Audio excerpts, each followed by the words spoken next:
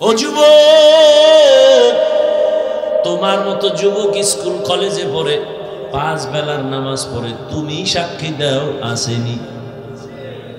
তুমি কেন পারো না?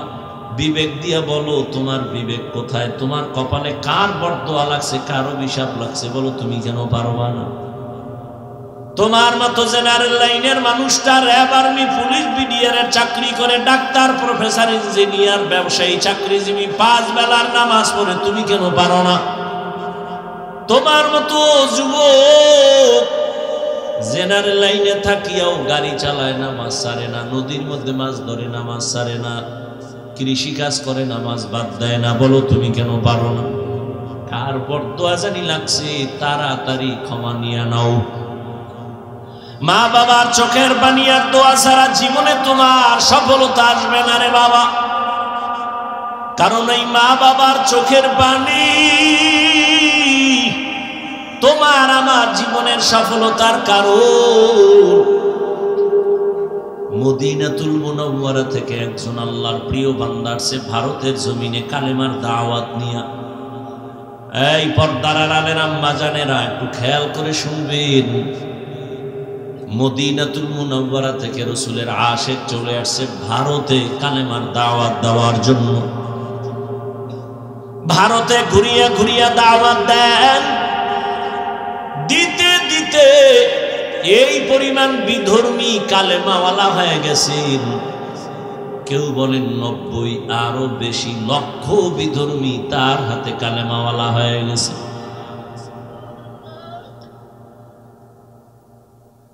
আনন্দিত অন্তর ভরা, সবাই তার নাম জানেন। এমন আল্লাহর প্রিয় বান্দা রাসূলের আশিক খাজা মুঈনুদ্দিন চিশতি আজমিরি রহমাতুল্লাহ আলাইহি। খাজা মুঈনুদ্দিনের মন বড় খুশি। আম্মা জানের সামনে বসলেন। মা বলে, এই মুঈনুদ্দিন, তোর অন্তরে এত আনন্দ কেন?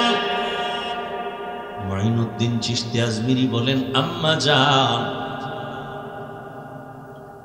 আপনার দোয়া আজ আমি ভারতবর্ষে কালেমার খেদমত করেছি, লক্ষ লক্ষ বিধর্মী মুসলমান হয়েছে।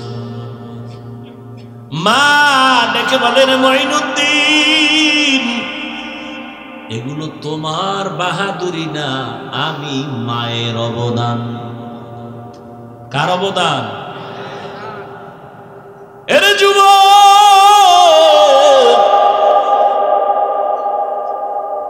কুয়াকাটা বঙ্গোপসাগর থেকে এক ধাক্কা দিয়া নোয়াখালীর চেয়ারে বসাইছেন আমার আল্লাহ। আমার মা বাবার চোখের পানি, আমার কোনো বাহাদুরি নেই। যেই আল্লাহ চেয়ারে বসান, ওই আল্লাহ যদি বেজার হয় চেয়ার থেকে ফালাইয়াও দিতে পারেন। এই কারণেই তো জান্নাতের টিকিট পাইয়াও আবু বকর নামাজে কান্নার আওয়াজ।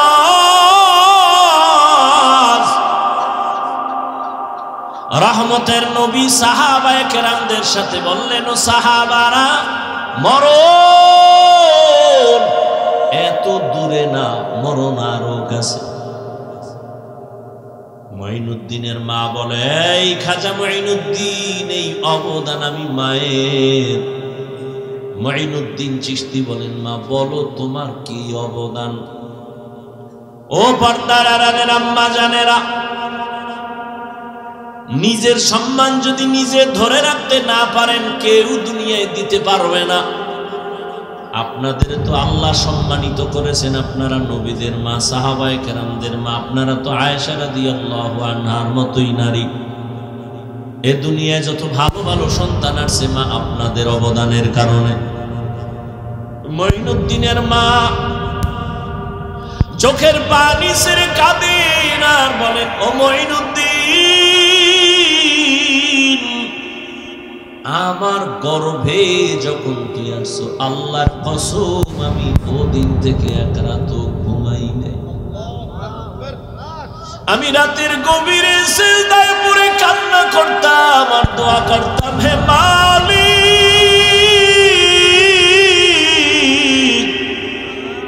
আমার গর্ভের সন্তানটাকে তুমি তোমার খাস ওলি বানাইয়া পাঠাইয়া দাও রে আল্লাহ। মায়ের দোয়া কত দামি রে যুবক। মা দোয়া করলে আর সে আজিমের দরজা দিয়া চলে যায়। ওই মা কত চোখের পানির কারণে আজকে আমি চেয়ারে বসছি রে বাবা। আমার পিছনে মায়ের কত কান্না, কত ত্যাগ আর কত কষ্ট। এরে সন্তানেরা যদি বুঝদি, চামড়া খুলিয়া জুতা বানায় দিতি, মায়ের সাথে বেয়াদবি করতি না রে বাবা। মা আমি যেদিন দুনিয়াতে আসছি রে যুবক, তুমি যেদিন দুনিয়াতে আসছো প্রসাব বেদনায় মা পাগল। মা যেই মায়ের কণ্ঠ ঘরের বাইরে যায় না, কিন্তু আমি দুনিয়াতে আসার সময় মায়ের এত ব্যথা বেদনার চিৎকারের আওয়াজ বাইরের পাশের বাড়ির মা বোনরা ঘুমাইতে পারে না। আমার দাদি নানি মায়ের ঠান্ডা করে বুঝায়, মা কাঁদে আর বলে মনে হয় মরিয়াই যাব, সাত আসমান আমার মাথায় চেপে আছে। এক পর্যায়ে মা পাগলের মতো বেহুশ হইয়া যায়, আবার কান্না করে। হঠাৎ মা বলে, ও শাশুড়ি, ও মা চলে যাও, 5টা মিনিটের জন্য আমার স্বামীকে একটু আমার কাছে আসতে দাও। আমার আম্মা জান আব্বা জানের পাইয়া হাতটা ধইরা চোখের পানি ছেড়ে বলে, স্বামী, মা বাবার মায়া ত্যাগ করে তোমার ঘরে আসছি, খাইয়া না খায়া তোমার সংসার কাটাইলা, আজ তুমি আমারে মাফ করে দেও। যেইভাবে খেদমত করা দরকার পারি নাই, মরে যাব, দোয়া করি। বাবা বলে, ও বিবি এত অধৈর্য কেন? বলে, 7 আসমানের চাপ আমার মাথায়। এই প্রসব বেদনায় কত নারী দুনিয়া থেকে চলে যায়। ও স্বামী, আমিও বাঁচবো না, দোয়া করিও। বাবা একটা দূর দিয়া ওযু বানাইয়া যায় না, মাঝে গিয়া কান্না করে, ও আল্লাহ, আমার বিবির হেফাজতের জিম্মাদারি হয়ে যাও। এরে সন্তানেরা, খাজা মঈনুদ্দিনের মা কান্না করে আর বলে, রে মঈনুদ্দিন, রাতের গভীরে যায় নামাজে চোখের পানি, এক রাতও আমি কান্না ছাড়া কাটাইতাম না।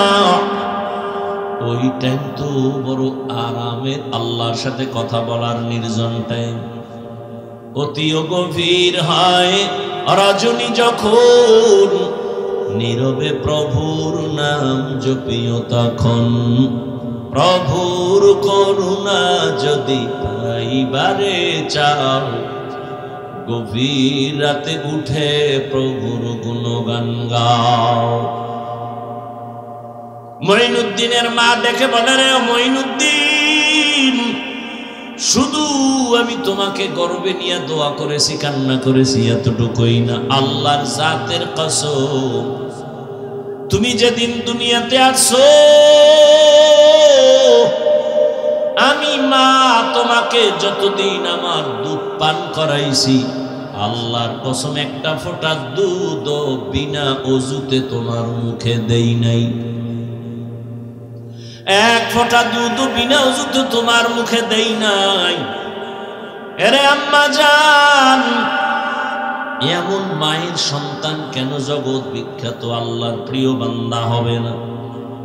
সন্তানকে ডাক্তার ইঞ্জিনিয়ার বানাবেন, বাধা নাই, তবে বেয়াদব যেন না হয়। 5 ওয়াক্ত নামাজি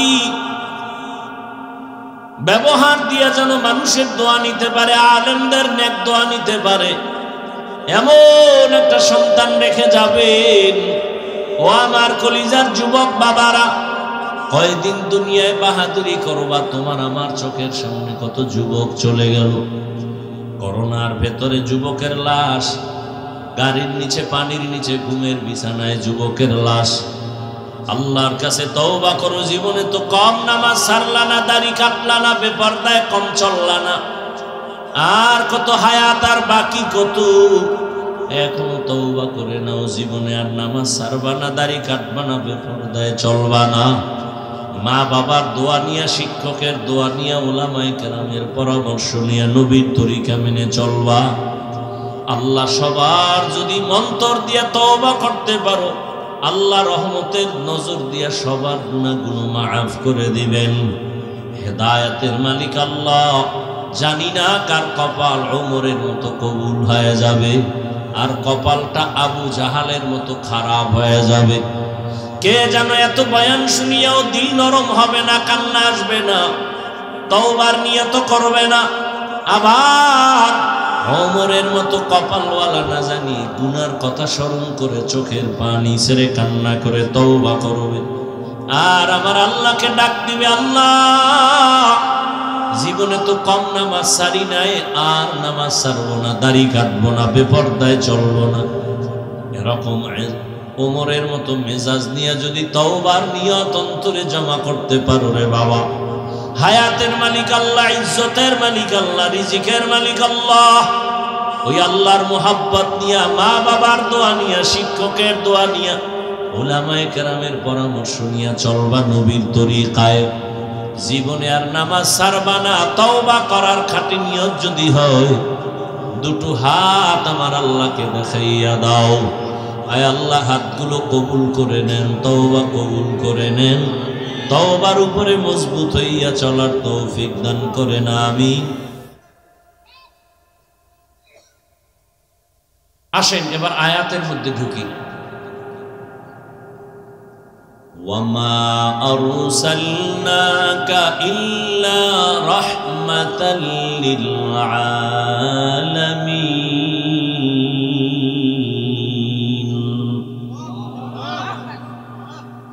তরজমা করেছি, আল্লাহ তাআলা যদি ডাইরেক্ট বলেন আমি রসুল আপনাকে রহমত করে পাঠাইলাম,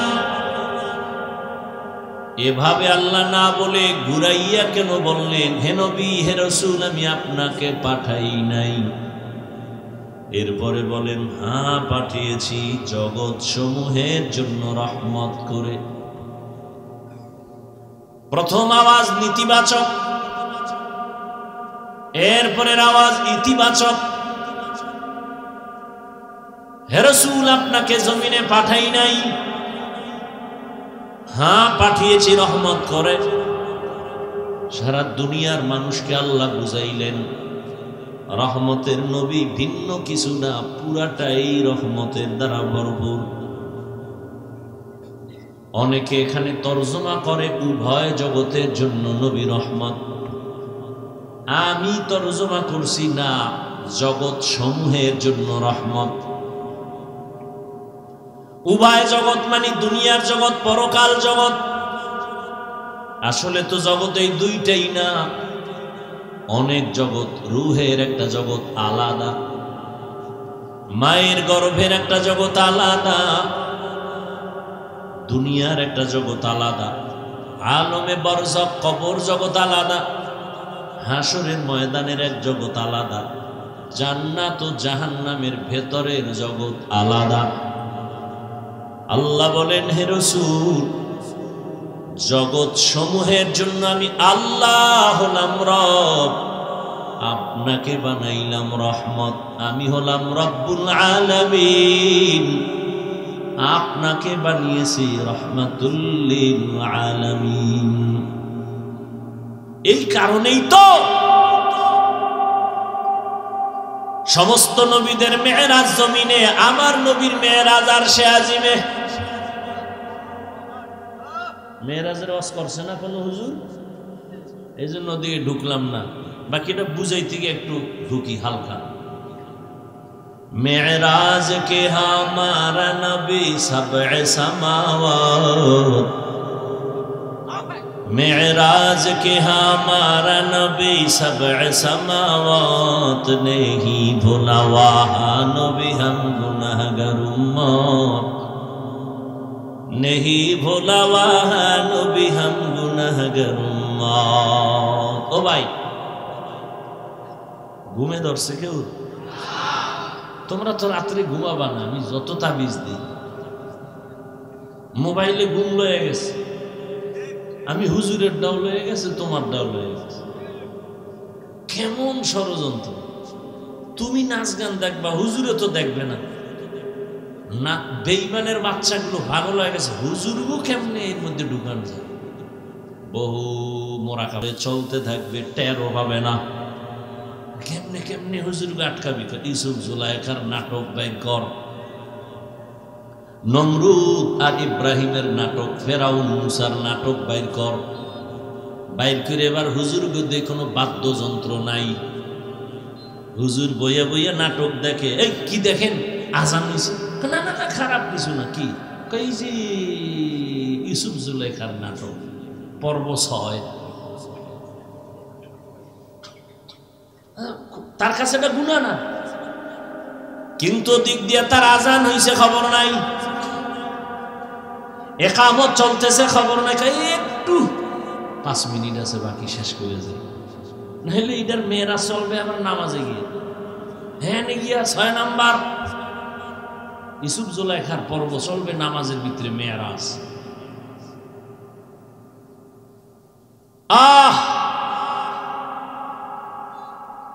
সমস্ত নবীদের মেয়েরাজ জমিনে, রহমতের নবীর মেয়েরাজ হলো আরশে আজিমে। সমস্ত নবী রাসূলদের মেয়েরাজ হলো ইমতিহান, রহমতের নবীর মেয়েরাজ হলো ইনআম। সমস্ত নবী রাসূলদের মেয়েরাজ হলো পরীক্ষা, আর আপনার আমার রহমতের নবীর মেয়েরাজ হলো পুরস্কার।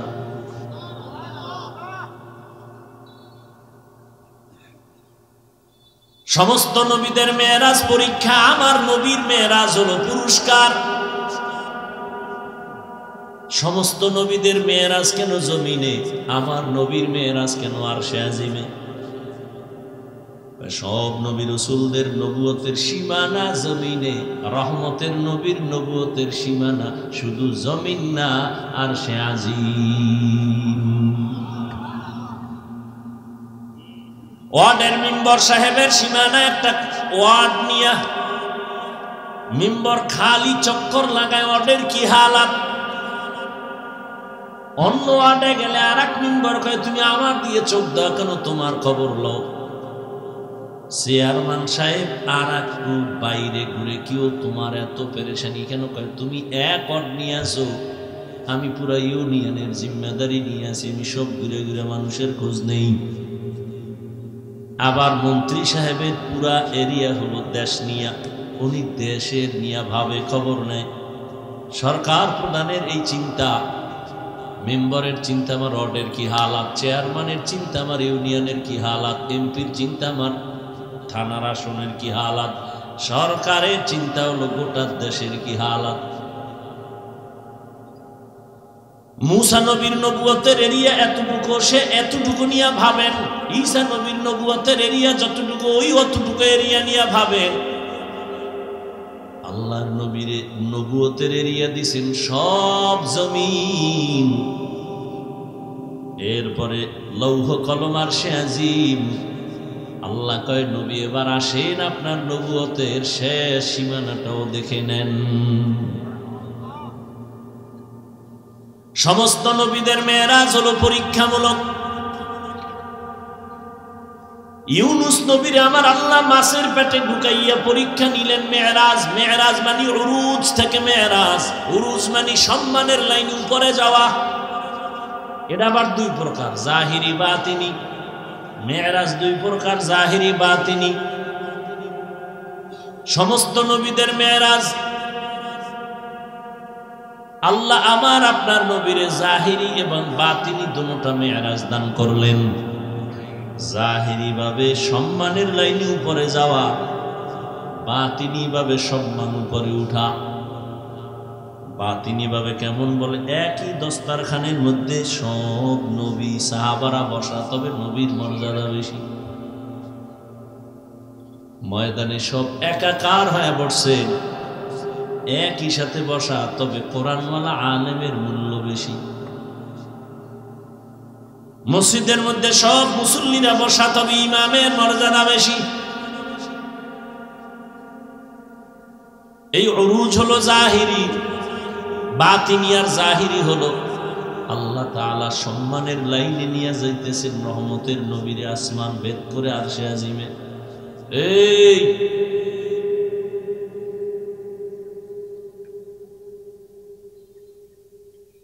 তোমাকে আল্লাহ কেন যে দুনিয়ায় পাঠাইল আর কেন আসছো, কে তোমার ধাক্কা দিয়ে হেনে আনলো? কো আসছো আসছো, আমার কিছু বাইরে বাইরে দাঁড়ায় গেছে, ওইভাবে দাঁড়ায় শুনতাম, ফট করে এক সিভা দিয়ে বাইরে হয়ে যেতে, বিড়ি টেনে আবার আইতে। তুমি ভিতরে ঢুকে এগুলি কেন করো?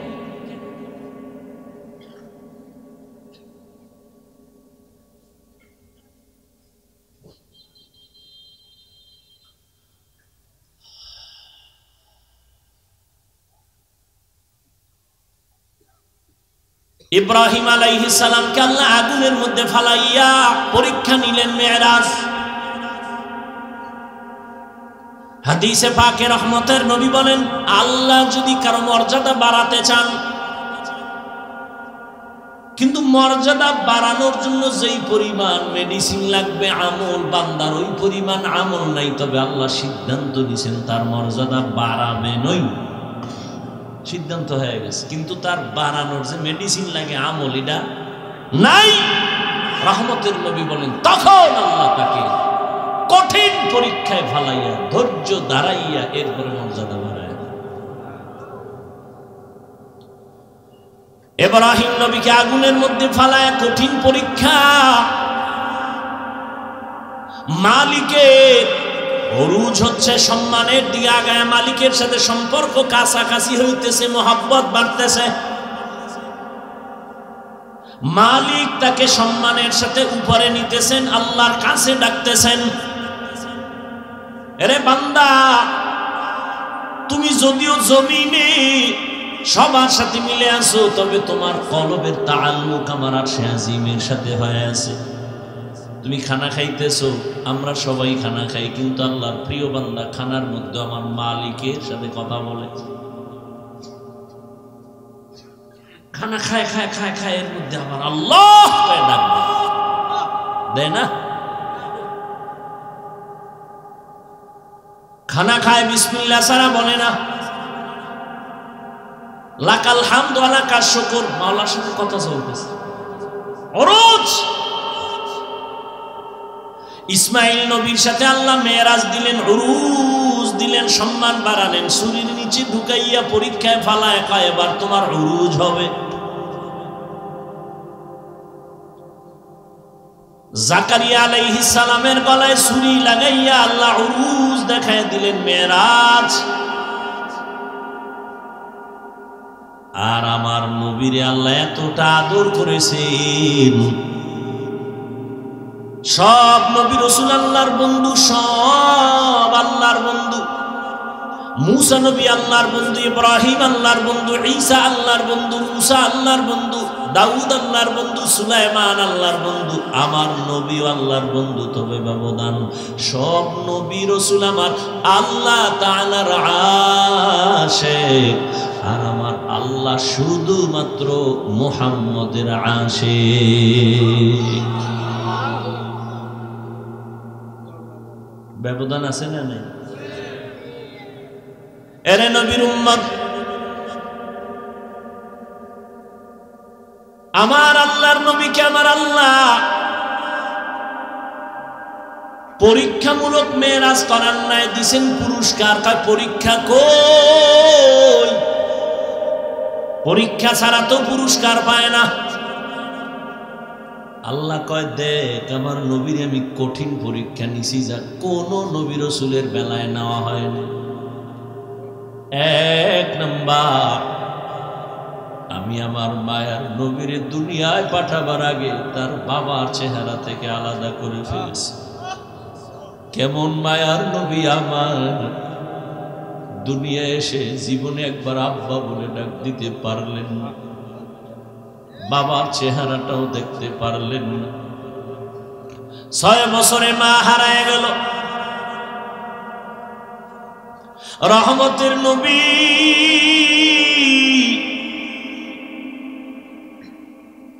6 বছরে অবস্থা মা আমেনার মরণ এসে গেল। বিদায় বেলা মা কান্না করে, আর দাদা আব্দুল মুত্তালিবের কয়, নাতি তোমার হাতে দিয়ে গেলাম, খেয়াল রেখো তোমার নাতির দিক। কেমন মায়ার নবীর পরীক্ষা! নবীজি কাঁদেন, আমি কাকে মা বলে ডাকবো? সন্তান বিপদে পড়লে দ্রুত টেলিফোন করে, বাবা আমি বিপদে পড়ছি, তাড়াতাড়ি আসো, উদ্ধার করো। মাকে বলে, মা একটু কলিজা দিয়া দোয়া করবা যেন আমার মুসিবত দূর হয়ে যায়। নবীর বাবাও নাই, নবীর মাও নেই। 8 বছর যখন নবীর বয়স, তখন দাদা আব্দুল মুত্তালিব বিদায় নিয়ে চলে গেলেন। দুনিয়া দারুল আসবাব। রহমতের নবীর উপরে 2টা ছায়া ছিল দুনিয়ার লাইনে। এক ছায়া চাচা আবু তালেব, আর এক ছায়া হলো তার সহধর্মিনী আম্মা জান খাদিজাতুল কুবরা রাদিয়াল্লাহু আনহা। কেমন কঠিন! একই বছরের অল্প টাইমের ব্যবধানে চাচাও চলে গেলেন। নবীর কলিজার স্ত্রী আম্মা জান খাদিজা রাদিয়াল্লাহু আনহাও চলে গেলেন। ওদিকে এমন একটা জায়গায় নবীরে পাঠাইলেন, এমন একটা সমাজে, যেই সমাজের মানুষগুলো পৃথিবীর নিকৃষ্ট লম্পট চরিত্রহীন। আরে মসজিদের পাশের মানুষগুলো অন্য মানুষের তুলনায় একটু লাইনে থাকে। মসজিদ তো, খবরদার জোরে সাউন্ড দিয়ে গান বাজাইস না, এটা নিয়ম আছে না? মসজিদের দূরের মানুষের তুলনায় পার্শ্বের মানুষ একটু ভালো থাকে। জমিনের মধ্যে আল্লাহ শ্রেষ্ঠ মসজিদ বানাইলেন বাইতুল্লাহ। ইন্না আউওয়ালা বাইতিন উযিআ লিন-নাসি লাল্লাযী বিবাক্কাতা মুবারাকান ওয়া হুদা, মুবারাকান ওয়া হুদাল লিল আলামিন।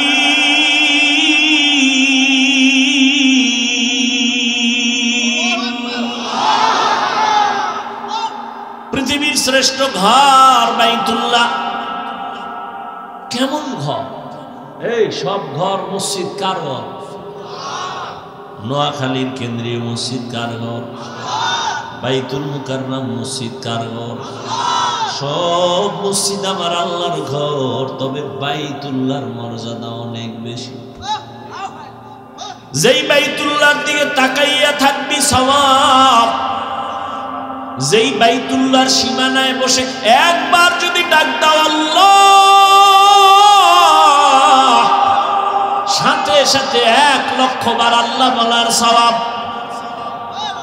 বাইতুল্লাহর সীমানায় বসে যদি একবার বলো সুবহান, 1,00,000 বার সুবহান বলার সওয়াব। বাইতুল্লাহর এরিয়ায় যদি একটা সিজদা দাও, 1,00,000 সিজদার সওয়াব আল্লাহ দান করবেন। এমন একটা দামি ঘরের পাশের মানুষগুলো এত বড় চরিত্রহীন হলো কেন? দুনিয়ার অন্য কোথাও এত খারাপ মানুষ নাই। বাইতুল্লাহর এরিয়ার মানুষ, পাশের মানুষগুলো এই পরিমাণ লম্পট চরিত্রহীন কেন? এর একমাত্র কারণ, অনেকগুলো কারণের বড় একটা কারণ, এদের কোনো মুরব্বী ছিল না। ঈসা নবী চলে গেছেন, 500 বছরের প্লাস, এর মধ্যে কোনো নবী নেই। মানুষগুলো মুরব্বী না থাকলে বেপরোয়া চলে। গরুর গলায় রশিয়ার মালিক না থাকলে গরুর আর কোনো টেনশন নেই, স্বাধীন। জমিনের মধ্যে স্বাধীন স্বাধীন করে যারা চলে, এদের জিন্দেগি ভালো না।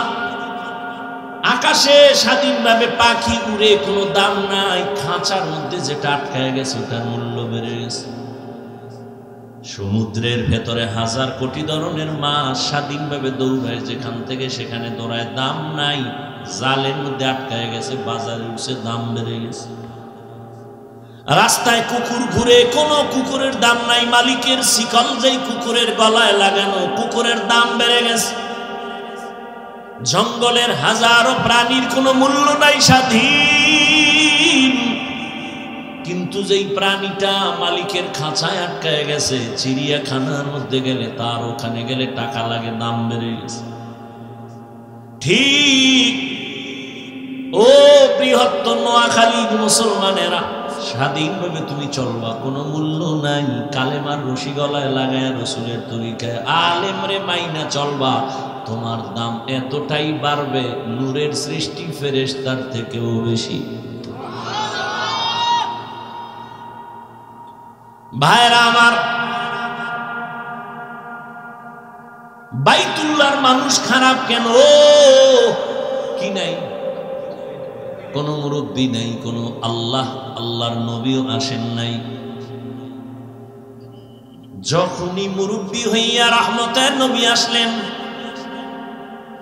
রহমতের নবী যখন আইসা উম্মতের সুন্দর আদর্শের দাওয়াত দিলেন, মানুষগুলো সেই চরিত্রহীন মানুষ এতটা দামি হয়ে গেল, আল্লাহ বলেন জিবরাইল লিস্টি নিয়ে রহমতের নবীরে দেও, এই লিস্টিতে যাদের নাম আছে সবাই বিনা হিসাবে জান্নাতি।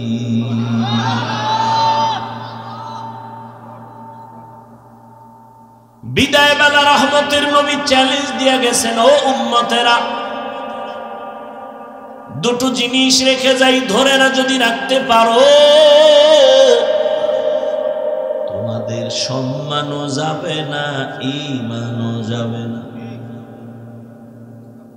قال رسول الله صلى الله عليه وآله وسلم, এই ওই জায়গায় একটা লোক, ও মনে হয় যায় না, ভয়ে, যাও বাবা, ওই যে উঠছিল গেছে না, আবার ওখানে ভেজাল লাগাই সব নষ্ট করো না, তোমার সমস্যা থাকলে যাও। এটাই তো দুনিয়ার পরীক্ষা।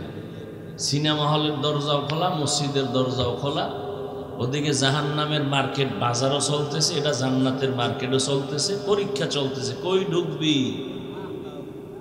হ্যাঁ, ওখানে দোকানপাট চলে, ওখানে খেলনা, ওখানে বেলুন, ওখানে নারী, ওখানে পুরুষ, ওখানে যুবক যুবতী, অবাধে কবিরা গুনাহ চলতেছে দোকানপাটে, চলে না? এখানে জান্নাতের বয়ান চলতেছে, ওখানে জাহান্নামের বাজার মিলেইছে ওয়াজ উপলক্ষে। ওয়াজ উপলক্ষে জাহান্নামের বাজার না, ওটাও জান্নাতের বাজার। যদি তাই হয় তাহলে ওয়াজ উপলক্ষে দরকার কি বাজারে? দুই একটা খানা দানার দোকান থাকতে পারে, দূরের মানুষ আসবে, ক্ষুধা লাগবে, খাবে। খেলনার দোকান কেন? বেলুনের দোকান কেন? সেখানে আবার এমন দোকান কেন? বেপর্দা নারী ঢুকবে, পুরুষ ঢুকবে, এই কবিরা গুনার দায়ভার কে নিবে? বলে গেলাম এখানে না, সারা দেশের হালাত বড় খারাপ। ওই যে শুরুতেই বলেছিলাম, বলবে হুজুর বাদ দাও, আকাম বাদ দেওয়া যাবে না।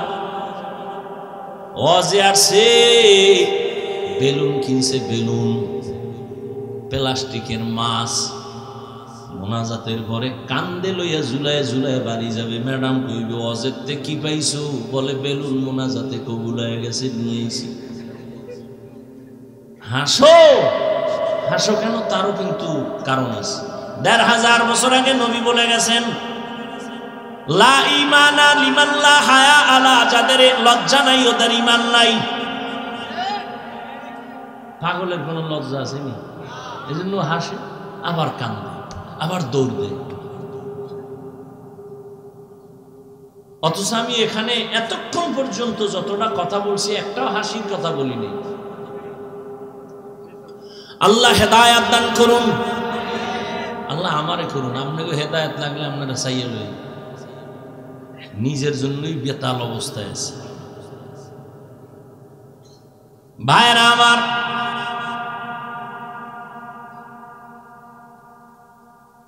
বড় কঠিন হালাত। ও পর্দার আড়ালের আম্মা জানেরা, নোয়াখালীর মহিলারা আওয়াজ শুনে কি শুনবে? হেরা যে আয়ার ডাইনে বাংলা কতটি ক্যাসেট লইয়া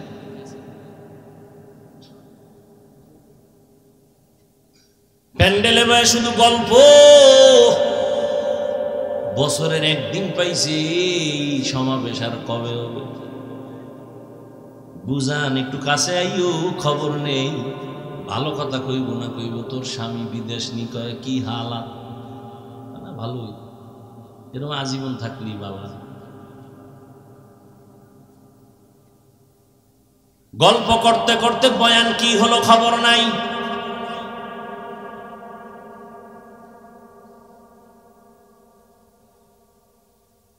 বয়ানের প্রয়োজনীয়তাই মনে করে না। গল্প করে করে আসছে, আবার বাসায় যাবে। অথচ আম্মাজানদের বয়ান বেশি শোনা দরকার। বাবার তুলনায় মায়ের অবদান সন্তানের উপরে অনেক বেশি। এরে আম্মাজান, এ জমিনের মধ্যে আপনারাই হলেন বড় দামি।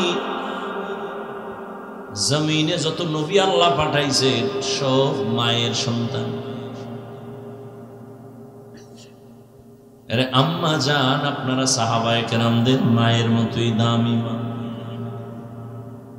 আলেম হাফেজে কোরআনদের মায়ের মতো দামি। আরে আম্মা জানেরা, এ দুনিয়ায় যত ভালো সন্তান আছে সব আপনাদের কারণে। সময় যদি থাকে আমি শেষের দিকে দুই একটা ঘটনা শোনায় যাব। দুই একটা কিস্সা কাহিনী না বললে আমার নাম থাকে। এই নোয়াখালীরা, হাফিজুর রহমান কিস্সা কাহিনীর ওয়াজ করে, দুই একটা শুনেই তুইব না? সময় পাইলে শুনাবো।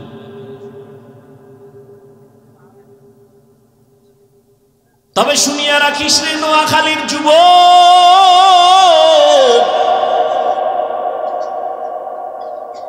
ওই কিস্সা কাহিনী বলিয়া যদি দুইটা মানুষ চোখের পানি ছাইরা নামাজি হয়ে যায়, এর থেকে সফলতার কিছুই নাই। তুই বিরোধিতা করো না যেন জাহান্নাম খরিদ করো। আর একটা কথা বলে যাই, পারলে মনে রাখিস, জাহেল কোরআন হাদিস সম্পর্কে কি বুঝবি? তোর কলবটা নষ্ট হয়ে গেছে। নিজের গুনার দিকে তাকাও না, অন্যের ভালো সহ্য করতে পারো না। চোখ নষ্ট, কলিজা নষ্ট, অন্তর নষ্ট। জমিনের মধ্যে যত বড় কিস্সা কাহিনীর কিতাব আছে, শ্রেষ্ঠ কিস্সা কাহিনীর কিতাবের নাম কোরআন।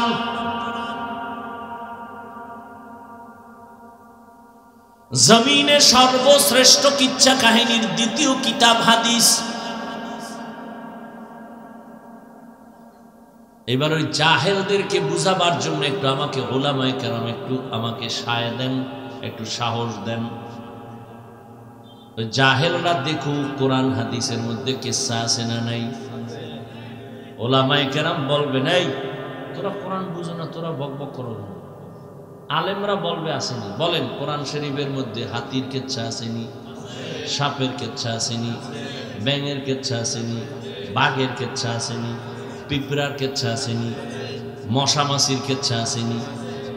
তো এই জাহেলগুলো কি বলে? কেচ্ছা কাহিনী নেই। বরং আমি যদি বলি, সময় নাই, 2000 আয়াত আছে শুধু কেচ্ছা কাহিনী, কেচ্ছা কাহিনী, কেচ্ছা কাহিনী। কয় হাজার আয়াত? 2000। সময় নাই, দিছে তাফসিরুল কোরআন মাহফিল। 1-1.5 ঘন্টা কি হবে? টানা এক বক্তাকে 2-3 দিন দিলে এবার একটা বিষয়ের উপরে আলোচনা করলে এবার কিছু বোঝা যায়। 13টা আয়াত পড়ে তরজমা বলা, এর নাম তাফসির না। এটা তাফসির নামের ভণ্ডামি। আমি না নোয়াখালী আইলে বলি, সাইজ করি নোয়াখালী লাগে এই কথা কইয়া যে বাংলাদেশের আলেমগো তাফসির শিখাইয়া গেছে।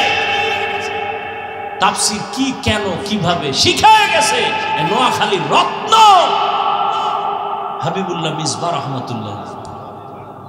কি বুঝো তাফসীরে, কি বুঝো?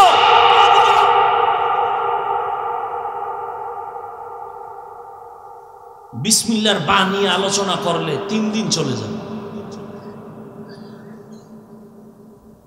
কি বুঝো তাফসীরে? বয়ে বয়ে গুনো কলম দিয়ে কয়টা আয়াত কইছে না, কে শিখাইছে এই তাফসীর?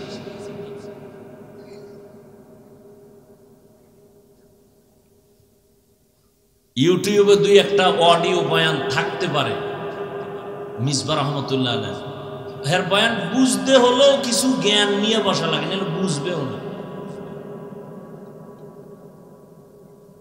ভিজিটিং কার্ডে মুফাসসির লিখতে লজ্জা লাগে না তো, আর 1000 কাট করতে 300-400 টাকা লাগে, তো মুফাসসির লিখলে আর সমস্যা না। মুফাসসিরে কোরআন সময়ের আলোড়ন সৃষ্টিকারী বক্তা, যে বক্তা হের কার্ডে লেখে কেসা বেহায়া, কপাল কেমন পড়া বুঝছে, নিজের প্রশংসা নিজে করে মুফাসসিরে কোরআন। আর আমার নামে মাওলানা না লাগলে আল্লাহ সাক্ষী আমি খুশি, আল্লামা লেখলে তোর ধৈর্য ফলে আল্লামা লেখছো না।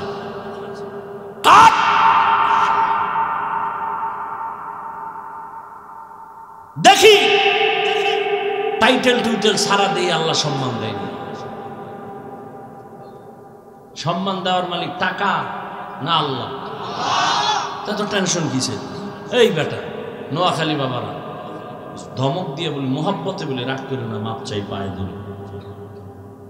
তোমরাই তো বলো হাফিজ রহমানের এলেম নাই, কিছু নাই, আইসো কেন? তো প্রশ্ন তোমাকে করবো, আসছো কেন? তুমি না এই সিপা সাপায় আওয়াজ দিছো যে অজে লাভ নাই, কিচ্ছা কাহিনী কয়, এলেম নাই, কিছু নাই, এই নেই সেই, তো তুমি আসছো কেন?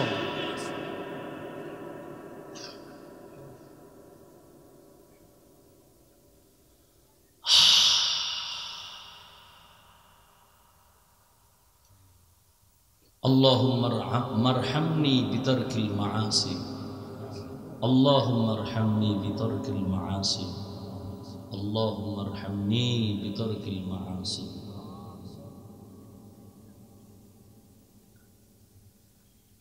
কি যুবকরা কেসা শুনবি? সোনাবন্দের গান গাই না আমরা, ওই কেসা বলি যা শুনলে মানুষের দিল নরম হয়, চোখে বানিয়েছে। আমরা সোনাবন্দের গান গাই না। जिंदगी में बंदगी तू करना है, जिंदगी में बंदगी तू करना है, जिंदगी बे बंदगी शर्मिंदा है, जिंदगी बे बंदगी शर्मिंदा है। यहाँ हम सब मुसाफिर, दिल ना लगा, अहले दिल की नजर से रूह करता जा, शाह दौलत सब फकीर गर नेक ने है, शाह दौलत सब फकीर गर नेक ने है, जिंदगी में बंदगी तू करना है, जिंदगी में बंदगी तू करना है, जिंदगी बे बंदगी शर्मिंदा है। আল্লাহ তাআলা রহমতের নবীকে দুনিয়ায় পাঠাইলেন রহমত করে। নবী যখন বাইতুল্লাহে চলে আসলেন, মক্কার আমূল পরিবর্তন হওয়া শুরু হয়ে গেল। কেমন মায়ার নবী আমার, যে নবী তার হায়াতে কোনোদিন একটা মিথ্যা কথা বলেন নাই। কেমন একজন নবী পেয়েছ রে যুবক, যেই নবীর হায়াতে কোনোদিন একটা গালি কাউকে দেন নাই। এমন গর্ব করার মতো নেতা আর আছে কেউ? এই আমগুর নেতা খেতা যার পিছে গুরু একজন বাইর করছে, মিশা পায় না। মোবাইলটা কানে লাগায় ঘরের মধ্যে থাইকা জিগায়, ওই সাহেব কই? ঘরে বয়াকা আমি জমি নেই নাই। আছে কই? কথা কয় ঘরে না, কি কয়? জমিনে নেই। এত বড় চালাক। একদিন দৈরা লাইছে, এই তুমি না ঘরে ছিল কখন? তো জমিনে নেই কেন? কিছু আমি খাটের উপরে ছিলাম, জমিনে ছিলাম না। এমন চালাক। কয় ভাই দাওয়াত? আলহামদুলিল্লাহ। আপনার বাড়ি? কয় নওজুবিল্লাহ। কেমন একজন মায়ার নবী, রহমতের নবী আমার, ১৫০০ বছর আগে বলে গেছেন, দুই জিনিস রেখে গেলাম ধরে রাখ, জীবনে ঈমান যাবে না, সম্মান যাবে না। এখনো নবীর আদর্শ, দ্বিতীয় কোরআন। এই দুই জিনিস ১৫০০ বছর পরে এখনো যাদের কাছে আছে, এদের মতো সম্মানে এখনো জমিনে কেউ নেই।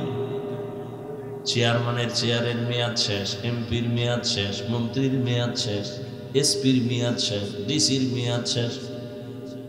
কোরআনওয়ালা নবীর আদর্শওয়ালারা যে চেয়ারে বসছেন, এই চেয়ারের তো কোনো মেয়াদই নেই। শেষ কিসের?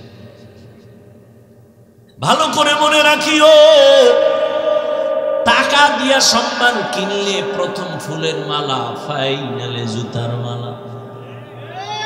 আর আমার আল্লাহ যাকে সম্মান দান করবেন, ওই বান্দা দুনিয়ায়ও বাদশাহ, পরকালেও বাদশাহ। এরে নবীরা আশিক, কেমন একজন নবী আল্লাহ আমাদের দান করেছেন, যে রহমতের নবী জীবনে গালি দিবেন দূরের কথা, হাজারো গালি শুনছেন, একটা গালির জবাবও দেন নাই। আরো আশ্চর্য কথা, কেমন মায়ার নবী আমার, জীবনে কোনোদিন মায়ার নবী চোখ মোবারক দুইটা গরম করে কারো দিকে তাকান নাই, চোখ গরম করে তাকান নাই। কেমন মায়ার নবী, রহমতের নবী সাহাবায়ে কেরামদের সামনে বললেন, তোমরা মরণের কত কাছে মনে করো, আপনাদের ধৈর্য যাইতেছে শেষ হইয়া। শুরুতে না বলছি বয়ান কি এটা এলেম আমলের বাহাদুরিতে করা যায়?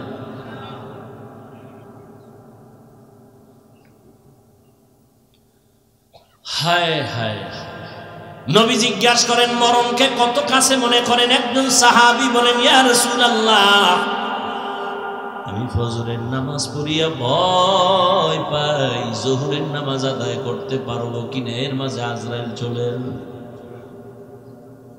আর একজন সাহাবী বললেন, ইয়া রাসূলুল্লাহ, আমি জোহরের নামাজ আদায় করিয়া ভয়ে থাকি,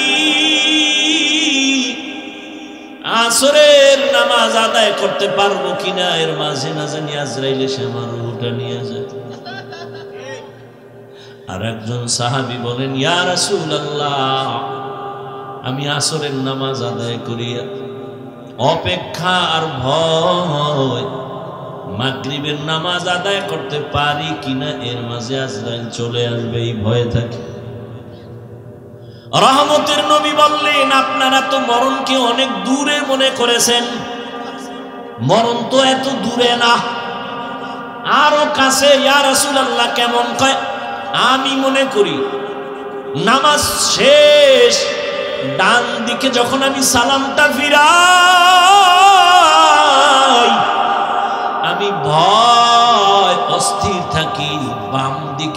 সালাম ফিরানোর আগে আজরাইল এসে হাজির হয়ে যাবে।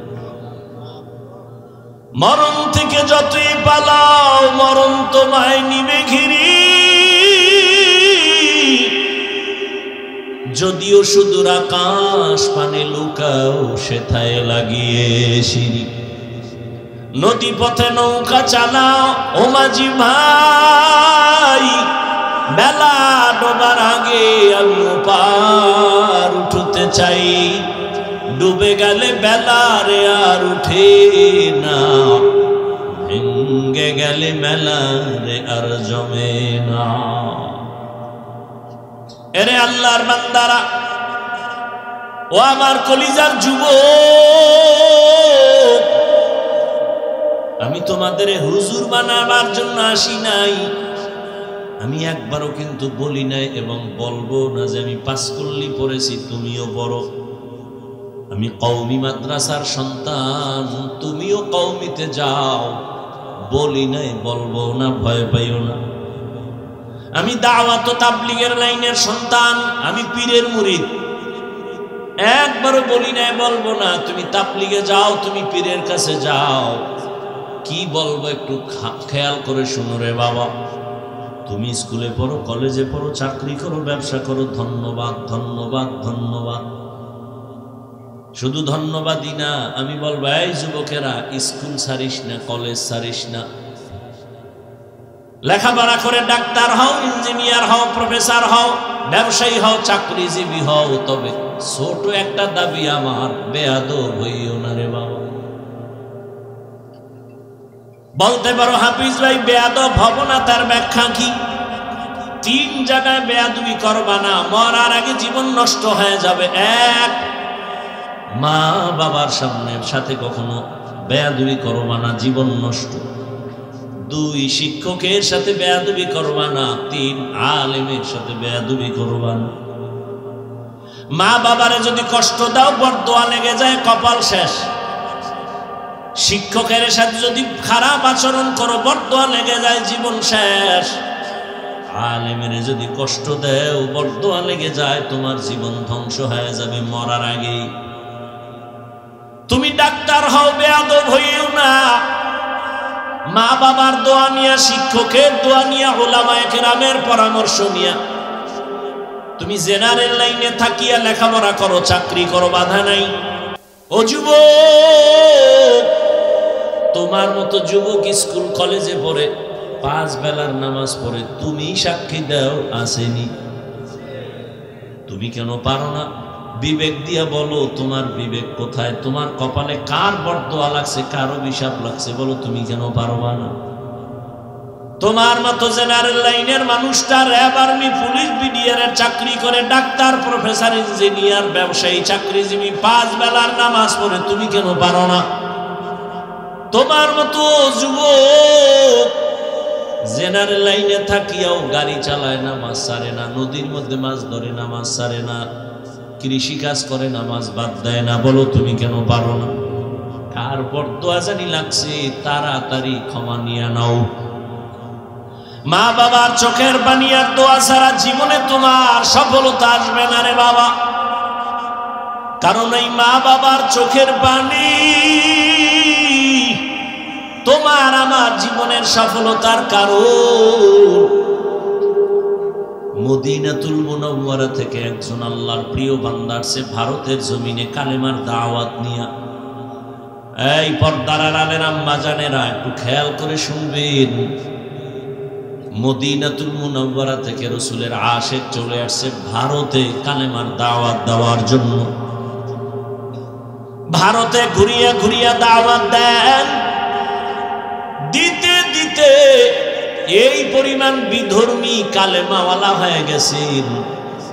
কেউ বলেন 90, আরো বেশি, লক্ষ বিধর্মী তার হাতে কালেমাওয়ালা হয়ে গেছে।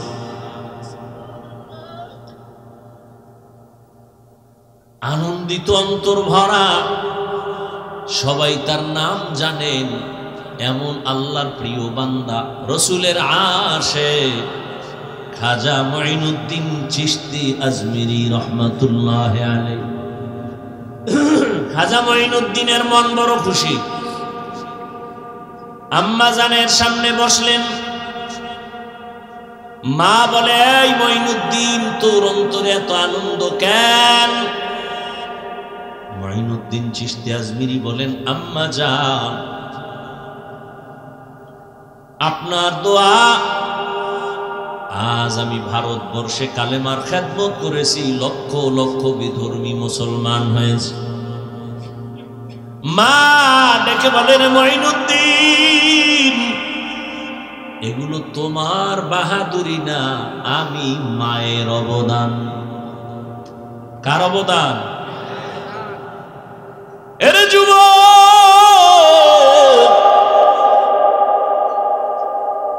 কুয়াকাটা বঙ্গোপসাগর থেকে এক ধাক্কা দিয়া নোয়াখালীর চেয়ারে বসাইছেন আমার আল্লাহ। আমার মা বাবার চোখের পানি, আমার কোনো বাহাদুরি নেই।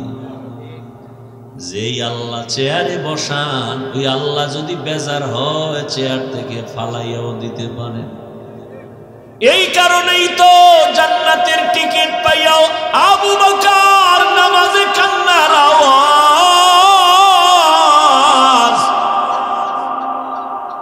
রহমতের নবী সাহাবায়ে কেরামদের সাথে বললেন, ও সাহাবারা, মরণ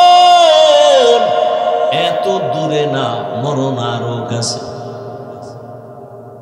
মঈনুদ্দিনের মা বলে, এই খাজা মঈনুদ্দিন, এই অবদান আমি মায়ের। মঈনুদ্দিন চিশতি বলেন, মা বলো তোমার কি অবদান? ও পর্দার আড়ালের আম্মা জানেরা, নিজের সম্মান যদি নিজে ধরে রাখতে না পারেন, কেউ দুনিয়ায় দিতে পারবে না। আপনাদের তো আল্লাহ সম্মানিত করেছেন, আপনারা নবীদের মা, সাহাবায়ে কেরামদের মা, আপনারা তো আয়েশা রাদিয়াল্লাহু আনহার মতোই নারী। এ দুনিয়ায় যত ভালো ভালো সন্তান আসছে, মা আপনাদের অবদানের কারণে। মঈনুদ্দিনের মা চোখের পানি ছেড়ে কাঁদেন আর বলেন, ও মঈনুদ্দিন, আমার গর্ভে যখন তুই আসছো, আল্লাহর কসম আমি ওদিন থেকে এক রাত ঘুমাই নাই। আমি রাতের গভীরে সিজদায় পড়ে কান্না করতাম আর দোয়া করতাম, হে মালিক, আমার গর্ভের সন্তানটাকে তুমি তোমার খাস ওলি বানাইয়া পাঠাইয়া দাও রে আল্লাহ। মায়ের দোয়া কত দামি রে যুবক। মা দোয়া করলে আর সে আজিমের দরজা দিয়া চলে যায়। ওই মা কত চোখের পানির কারণে আজকে আমি চেয়ারে বসছি রে বাবা। আমার পিছনে মায়ের কত কান্না, কত ত্যাগ আর কত কষ্ট। এরে সন্তানেরা, যদি বুঝদি চামড়া খুলিয়া জুতা বানায় দিতি, মায়ের সাথে বেয়াদবি করতি না রে বাবা। মা, আমি যেদিন দুনিয়াতে আসছি রে যুবক, তুমি যেদিন দুনিয়াতে আসছো, প্রসাব বেদনায় মা পাগল। মা, যেই মায়ের কণ্ঠ ঘরের বাইরে যায় না, কিন্তু আমি দুনিয়াতে আসার সময় মায়ের এত ব্যথা বেদনার চিৎকারের আওয়াজ বাইরের পাশের বাড়ির মা বোনরা ঘুমাইতে পারে না। আমার দাদি নানি মায়ের ঠান্ডা করে বুঝায়, মা কাঁদে আর বলে, মনে হয় মরিয়াই যাব, সাত আসমান আমার মাথায় চেপে আছে। এক পর্যায়ে মা পাগলের মতো বেহুশ হইয়া যায়, আবার কান্না করে। হঠাৎ মা বলে, ও শাশুড়ি, ও মা, চলে যাও, 5টা মিনিটের জন্য আমার স্বামীকে একটু আমার কাছে আসতে দাও। আমার আম্মা জান আব্বা জানের পাইয়া হাতটা ধইরা চোখের পানি ছেড়ে বলে, স্বামী, মা বাবার মায়া ত্যাগ করে তোমার ঘরে আসছি, খাইয়া না খায়া তোমার সংসার কাটাই না। আজ তুমি আমারে মাফ করে দেও, যেইভাবে খেদমত করা দরকার পারি নাই, মরে যাব, দোয়া করি। বাবা বলে, ও বিবি, এত অধৈর্য কেন? বলে, 7 আসমানের চাপ আমার মাথায়। এই প্রসব বেদনায় কত নারী দুনিয়া থেকে চলে যায়। ও স্বামী, আমিও বাঁচবো না, দোয়া করিও। বাবা একটা দূর দিয়া ওযু বানাইয়া যায় নামাজে গিয়া কান্না করে, ও আল্লাহ আমার বিবির হেফাজতের জিম্মাদারি হয়ে যাও।